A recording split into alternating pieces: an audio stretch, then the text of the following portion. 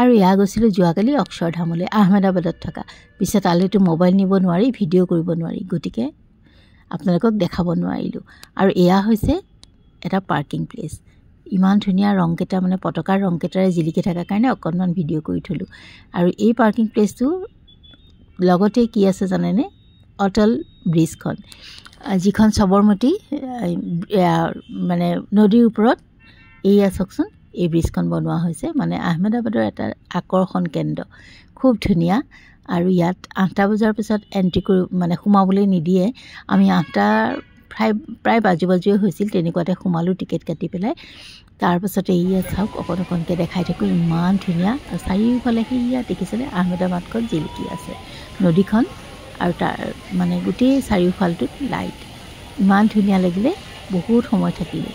আৰু বৰষুণো আছিলে পিছে দেই, অকণ চিপকৈ বৰষুণো পৰিছিলে। পিছে বেয়া নালাগিলে, বতাহ জাকো ঠাণ্ডা লাগিলে, গতিকে ভালেই লাগিলে। বহুত সময় থাকিলোঁ, অকণমান ভিডিঅ' চিডিঅ' কৰিলোঁ। মানুহ পিছে বহুত আছিল ব্ৰিজখনৰ ওপৰত।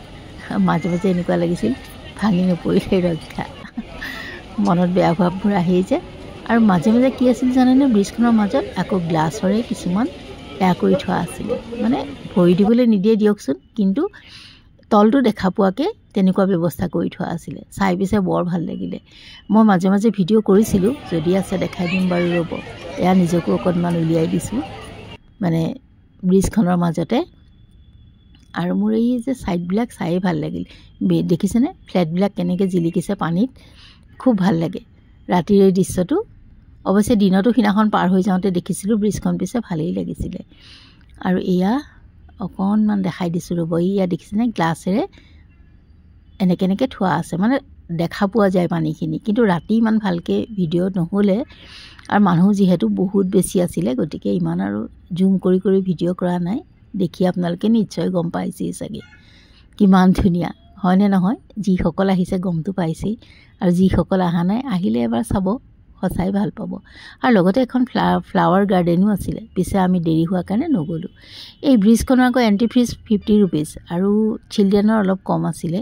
আৰু লগতে যদি আপোনালোকে ফ্লাৱাৰ গাৰ্ডেনখন চাব খোজে, তেতিয়াহ'লে এণ্ট্ৰি ফিজটো অলপ বেছি হয়।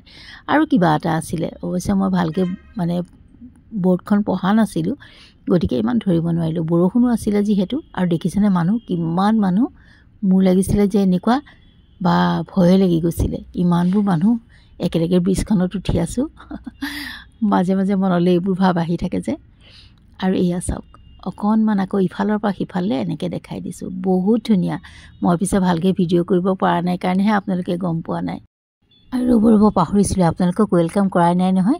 Hello' everyone, welcome back to my another blog. আজি হৈছে শনিবাৰ, আৰু এতিয়া বাজি গৈছে ৰাতি 10টা। এয়া তাৰ পৰা ব্ৰিজ চাই পেলাই আহিলোঁ খাবলৈ।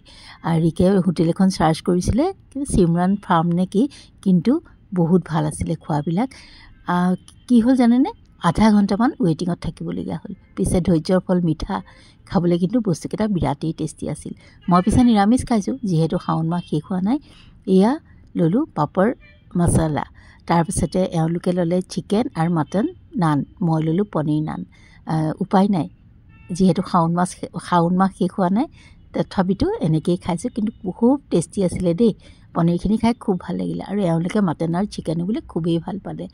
আৰু তাৰপাছতে খাই মেলি লৈ পেলাই বোলো ওলোৱাটো সেই হোটেললৈ বুলি।